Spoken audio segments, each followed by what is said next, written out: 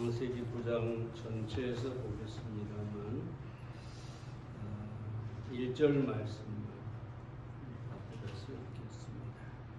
하나님이 노아와 그 아들들에게 복을 주시며 그들에게 이르시되 생육하고 번성하여 땅에 충만하라.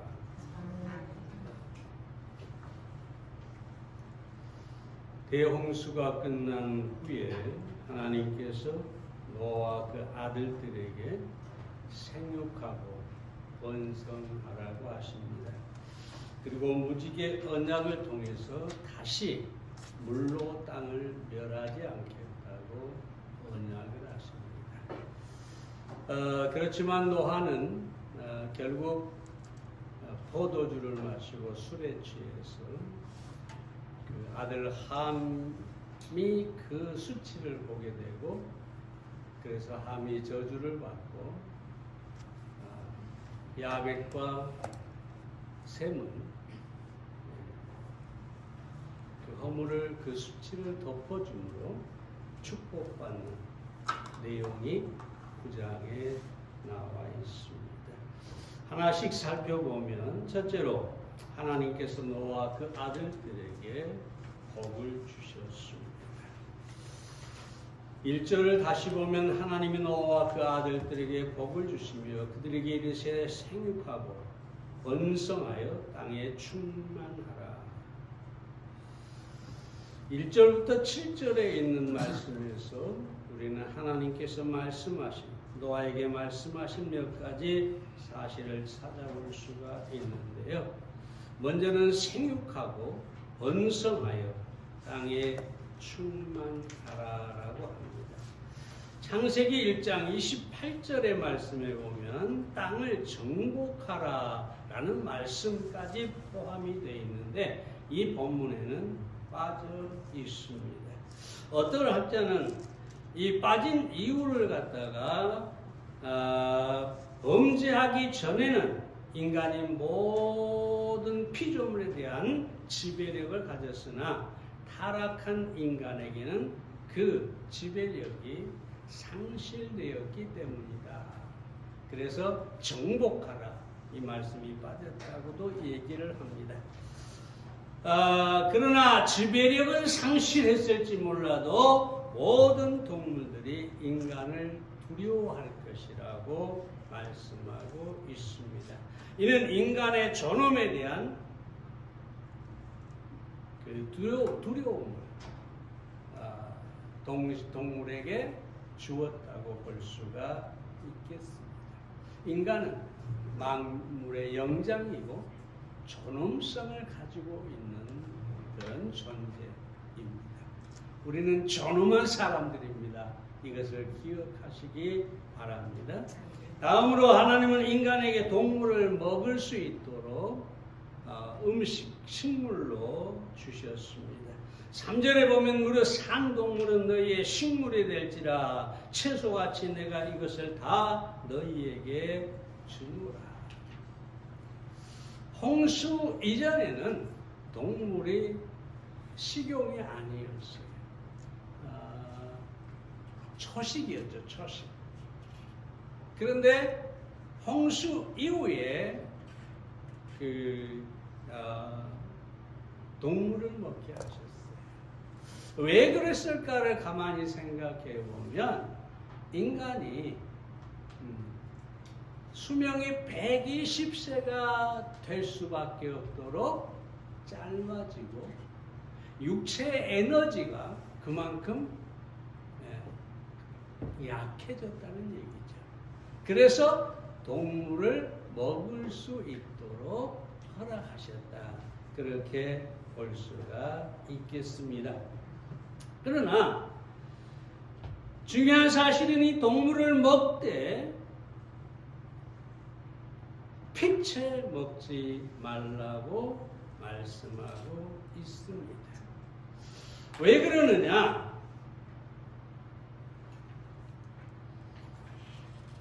이 피는 생명이고 뿐만 아니라 이 피는 결국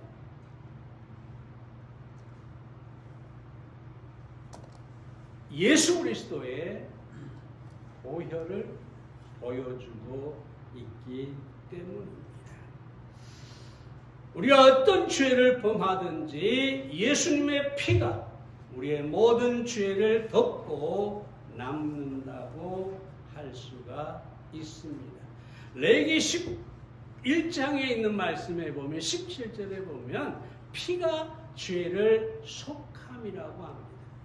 피가 죄를 속하기 때문에 피를 먹지 말라. 여기 속하다라고 하는 말은 덮는다는 뜻입니다. 덮어버려요. 피가 죄를 덮어버립니다. 여러분, 이게 얼마나 놀라운 사실입니까? 그냥 단순히 피가 죄를 덮는 게 아니라 하나님의 눈앞에서 그 모든 죄를 예수 그리스도의 피가 덮어버린다는 것입니다.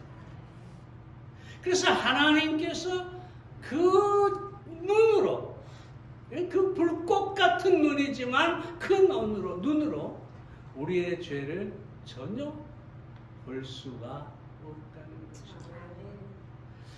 그럼 만약에 하나님이 내 죄를 볼 수 없다.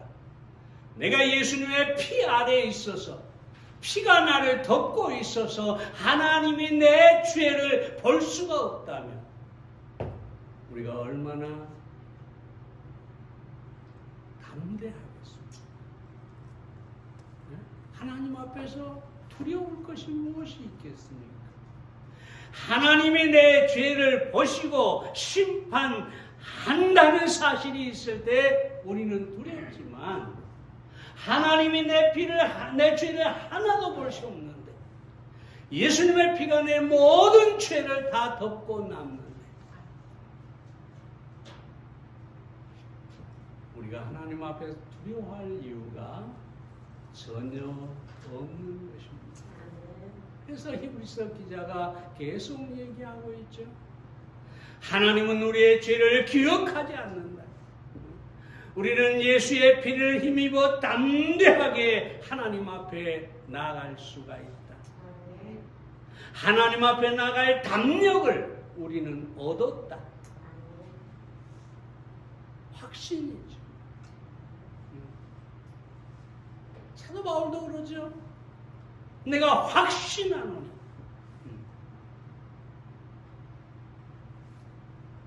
예수 그리스도 안에 있는 모든 성도들은 그 죄가 예수님의 피로 덮어져 버렸기 때문에 하나님이 볼 수도 발견할 수도 기억할 수도 없습니다. 그러면 여러분, 우리에게 주신 이 놀라운 복, 물론 우리에게 땅을 땅에 충만하게 하고 동식물을 먹게 하고 많은 복을 주셨지만 가장 놀라운 복은 바로 예수 그리스도의 보혈이 우리에게 주는 복입니다. 아멘. 여러분, 예수 그리스도의 피 아래에 있습니까? 아멘.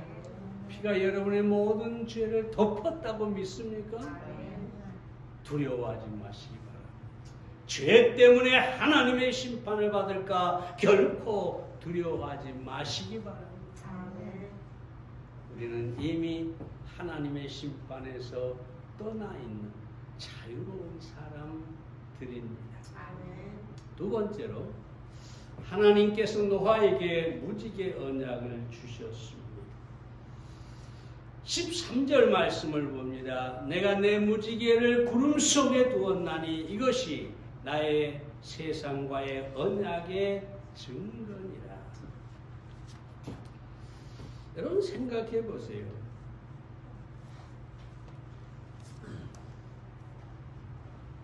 노아가 홍수 이전에는 비가 안 왔잖아요. 그런데 홍수 이후에는 비가 내리기 시작합니다. 근데 한 번 비가, 첫 번째 내린 비가 온 세상을 덮어버리고 심판하고 죽음을 가져왔다면 노아가 사는 동안에 비가 내릴 때마다 얼마나 두렵겠어요. 또 세상이 멸망하는 게 아닌가? 또 물이 산 위까지 차올라서 온 세상을 덮어버린 게 아닌가? 그래서 하나님께서 무지개를 두시고 그 무지개로 다시는 홍수로 세상을 멸하지 않을 것이라고 언약을 하십니다.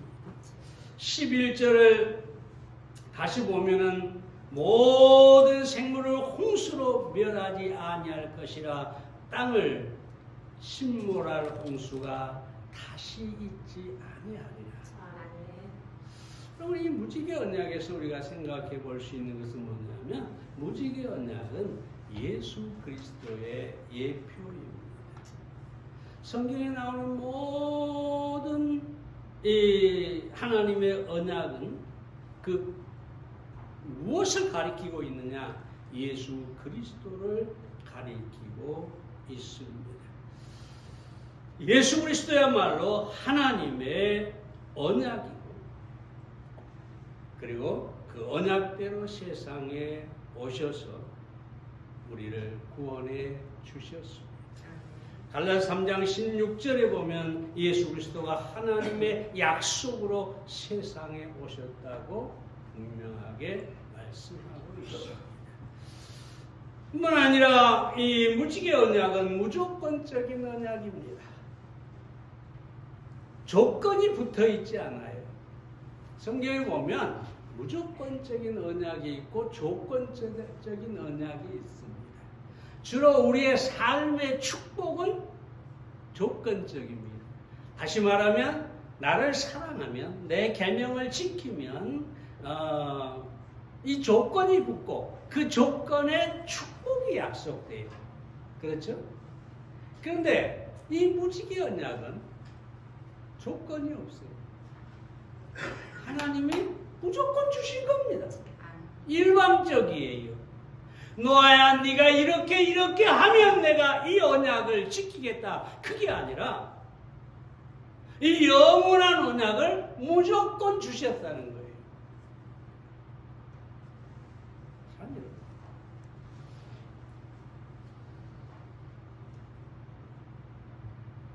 언약이라는 말은요, 히브리어로 카라트라는 말인데 자르다 그런 뜻이에요. 이게 무슨 말이냐면 짐승을 잡아가지고 그 짐승을 갈라요.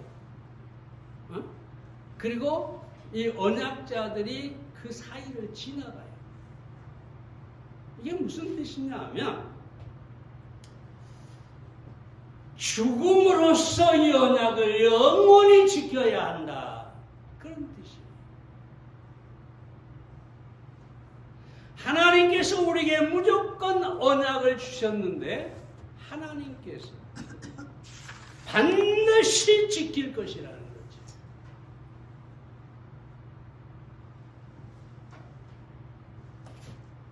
우리와 상관없어요.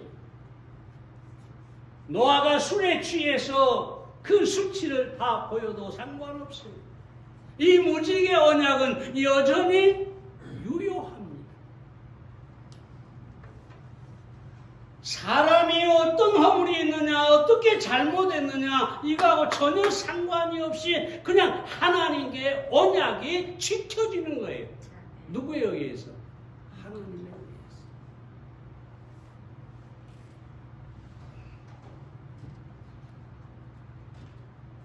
사랑하는 여러분,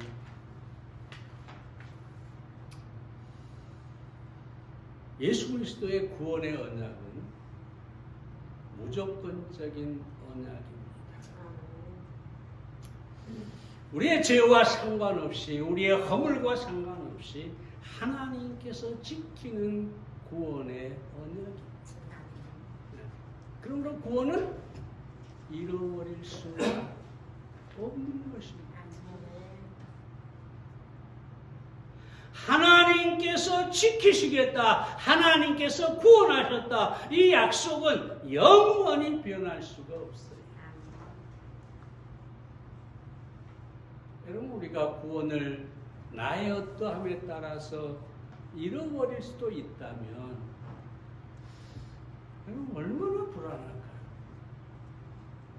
응? 죄를 한번 지을 때마다 얼마나 두려울까요? 그런데 여러분, 노아가 술을 먹고 노아가 타락을 할지라도 하나님의 무지개 언약은 변하지 않습니다. 예수 그리스도는 우리를 구원하시는 영원한 언약이고 무조건적인 언약입니다. 조금 전에 말씀드렸습니다만 이 언약은 평강입니다.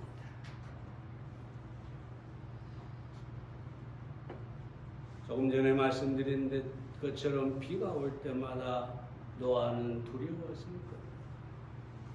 근데 비가 그쳐가면서 무지개가 탁 떠오릅니다. 그러면 노아는 하나님의 언약을 기억하죠. 그 무지개를 보는 순간에 얼마나 편안했을까요? 얼마나 두려움이 사라져버리고 그저 담대했을까요? 아, 하나님이 약속하셨지.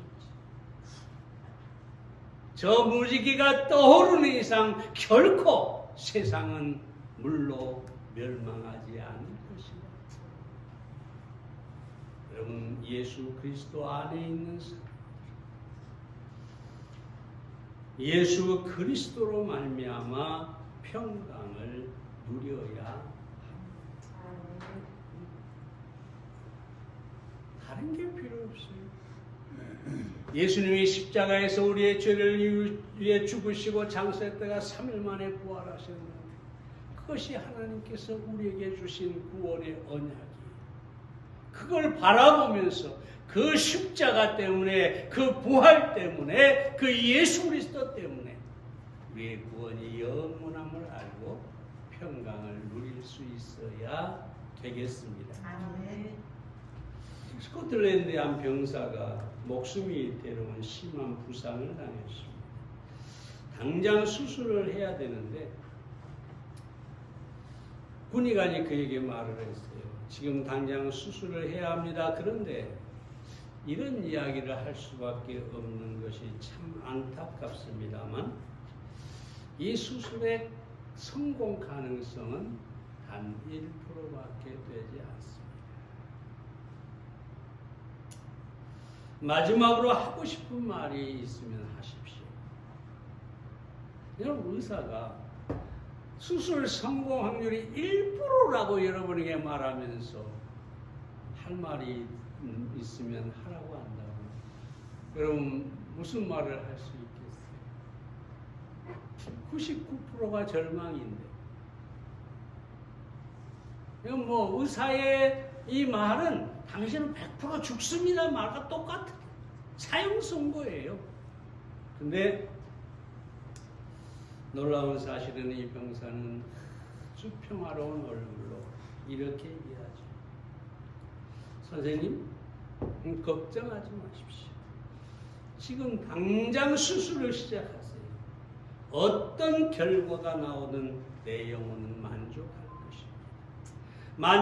만약 수술이 성공한다면 어머니께서 저를 반가이 맞아주실 것이고, 만약 수술이 실패한다면 예수 그리스도께서 저를 반가이 맞아주실 것이기 때문입니다.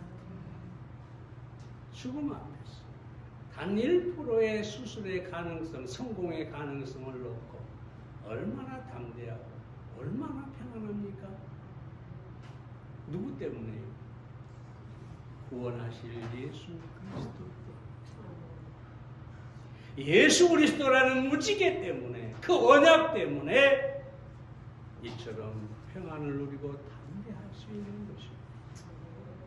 이런 평강이 예수 그리스도 안에서 여러분에게 있기를 바랍니다. 세 번째로 노아는 술에 취해 허물을 보인 장면이 나옵니다. 20절, 21절 보면은 노아가 농업을 시작하여 포도나무를 심었더니 포도주를 마시고 취하여 그 장막 안에서 벌거벗으니라. 여러분, 요즘에 와서 이것은 뭐 큰 문제가 되지 않습니다. 요즘 뭐 아들과 아버지가 같이 목욕탕을 가고 뭐 아무 문제가 없어요. 벌거벗고. 근데 그때 당시만 해도 이 자식은 부모의 하체를 보면 엄청난 불경이 되는 거예요. 그래서 노아가 이 포도를 심고 그 포도주를 가지고 마셨는데, 여러분, 이 포도주라는 게 꼭 그 이스트를 첨가해서 술을 만든 게 아니라 그걸 담아 놓으면 자동으로 발효가 돼서 술이 되는 거죠. 그래서 이제 노아가 아마 맛있어가지고 한 잔 먹고 또 한 잔 먹고 하다 보니까 그냥 술에 취해서 대자로 뻗어버렸어요. 술에 취해 더우니까 옷도 다 벗어버렸어요. 그리고 대자로 뻗어 있는데 마침 그 순간에 함이라는 아들이 와서 그것을 보고 자기 형제들에게 가서 고자질을 합니다. 야, 아버지가 봐라. 다 봐라. 세상에 아버지가 술에 취해서 저렇게 벌거벗고 누워 있다. 그런데 두 아들은 아버지의 겉옷을 가지고 뒷걸음질로 가가지고 아버지의 몸에 덮어주고 그 수치를 가려주게 된 거죠. 그래서 노아가 술에 깬 다음에 함은 저주를 하고 야벳과 셈은 축복을 했어요. 근데 이게 인류 역사에 그대로 나타나죠. 함의 후손은 주로 아프리카 쪽 흑인들. 왜냐 함이 검다는 뜻이고. 그리고 셈과 셋 족속들은 축복을 받죠. 특별히 야벳은 물질적 축복을 받는데 주로 유럽 쪽 백인들이죠. 그리고 셈은 종교적인 축복을 받는데 이 동양 쪽이죠. 주로 이제 나눈다면 우리는 셈의 후손이라고 할 수가 있어요. 하여튼 간에 이것은 굳이 길게 얘기할 필요가 없고 중요한 것은 이 노아가 술에 취했다는 거죠. 그리고 아들 함을 저주하게 됐다는 것이죠. 그래서 이 시간에는 그냥 술에 대해서 잠깐 언급을 하고 오늘 말씀을 마칠까 하는데요. 술은 도덕적으로 해이하게 만듭니다.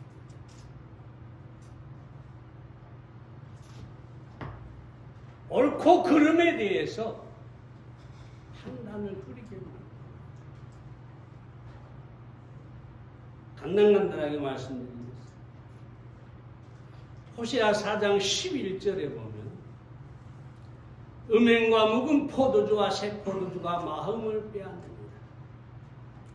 이사야 22장 10절에 보면 너희가 기뻐하며 즐거워하여 소를 잡고 양을 죽여 고기를 먹고 포도주를 마시면서 내일 죽으리니 먹고 마시자.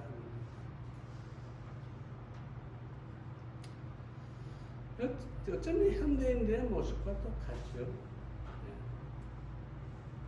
먹고 마시고 춤추고 가지껏 인생이 별거냐 이거죠. 방탕하게 하죠. 로마 13장 13절에 보면 방탕과 술 취하지 말라 그랬는데 술은 방탕해서 쾌락을 추구하게 만들게 되는 것입니다.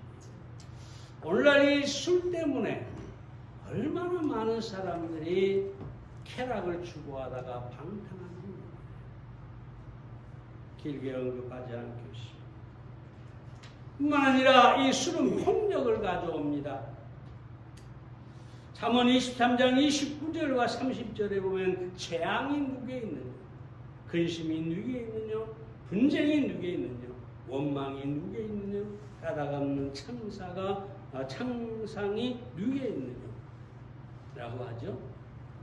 붉은 눈이 누구에 있느냐, 술에 잠긴 자에게 있고 혼합판사를 구하러 다니는 자에게 있습니다. 모든 술 취한 자가 다 폭력적이지는 않습니다만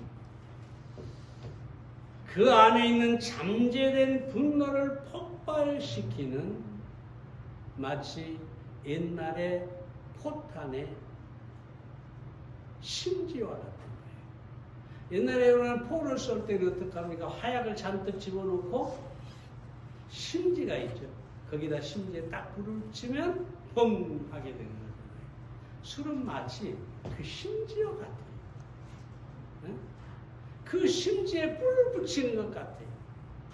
그래서 폭력이 나타나게 되는 것입니다. 경찰청에서 이 통계를 내봤는데 살인, 강도, 강간, 절도, 폭력 5대 강력 범죄가 296만 3,420 사건이 일어나서 분석해 봤더니 87만 7,808건이 그러니까 약 30%가 술 맞은 사람의 술 취한 사람에 의해서 일어났다. 술 때문에 살인이 매일 1.38건이 일어나고 강도 사건이 2.25건이 일어나고 강간이 13.21%가 일어나게 되고 강력 범죄가 451건이 발생하게 된다. 이외에도 많은 통계가 있습니다만 한마디로 말하면 술은 폭력을 일으키는 심지와 같은 것이다. 뿐만 아니라 술은 망하게 합니다. 망하고 싶은 사람 아무도 없죠? 근데 술은 망하게 합니다. 잠언 23장 21절에 보면 술 취하고 탐식하는 자는 가난하여질 것이오라고 했어요. 영국의 존 레이라는 사람은 술과 여자는 남자의 돈주머니를 비게 한다.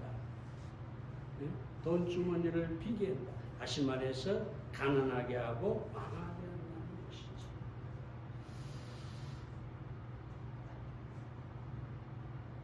술 때문에 파산한 사람들이 얼마나 많은지. 마지막으로 육체를 병들게 하는데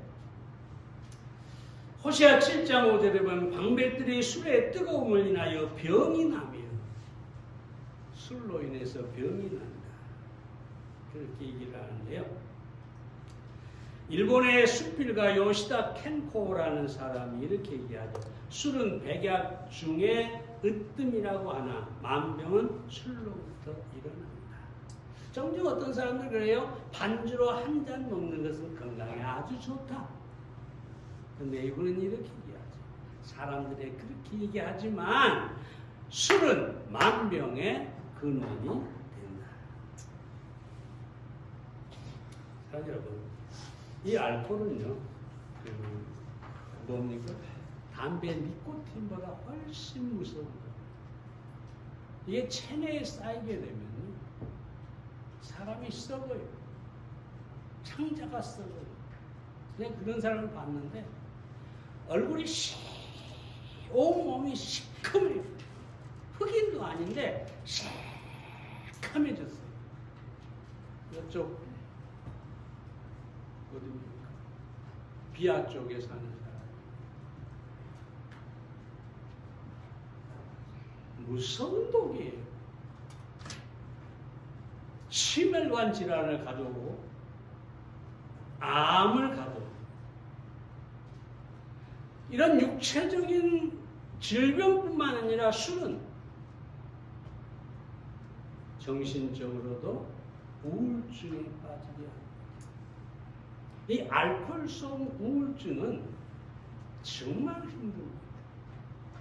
자신의 삶을 망칠 뿐만 아니라 가족이나 주변 사람들에게 엄청난 해를 끼치게 됩니다. 자세하게 말씀은 안 드렸습니다만은 술은 백해무익입니다. 심지어 어떤 목사들조차도 술은 취하지 말라고 그랬지 먹지 말라고 하지 않았다라고 하는 사람들이 있어요. 이 아주 썩어 빠진 사람.